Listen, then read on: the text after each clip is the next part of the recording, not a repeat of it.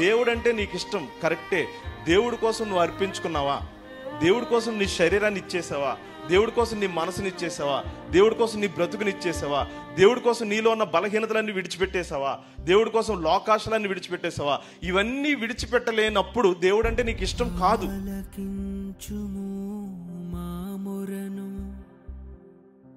ఆలకించుము దేవా,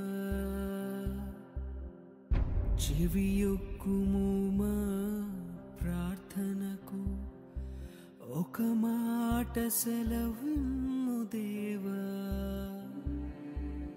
ఒకసారి చూడు నీ ప్రజల గోడు, ఒక మాట చాలు తొలగును ప్రతి కీడు.